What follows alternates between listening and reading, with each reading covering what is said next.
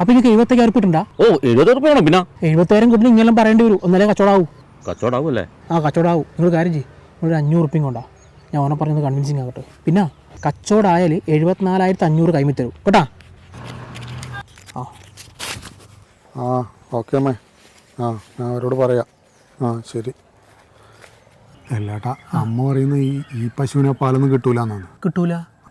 അല്ല, അന്നേരം 75,000 രൂപ അധികമല്ലേ? അധികമാണോന്നാ? അതിൻ്റെ അടുത്ത് പോയി നോക്കുമ്പോൾ ഇത് കോലം തിരിയുന്നത്. എടാ ഒരു കുണമില്ലടാ. നമുക്കൊരു കാര്യം ചെയ്യാം. നമ്മളെ കണ്ടത്തിലൂടെ ദാമോട്ടത്തൊരു പശുവുണ്ട്. അതിന് 50,000 രൂപ ചോദിക്കുന്നത്. അതിൻ്റെ അകടി എണ്ണമുണ്ട്. നല്ല അടിപൊളി പശുവാണ്. എന്നാൽ ഇപ്പം തന്നെ പോയി നോക്കിയാലോ ഏട്ടാ? ഇന്ന് പറ്റില്ല. അനക്ക് ആദ്യം ദാമോട്ടം പറയുന്നത് കൺവിൻസിങ് ആക്കണം. നീ ഒരു 500 എടുത്താൽ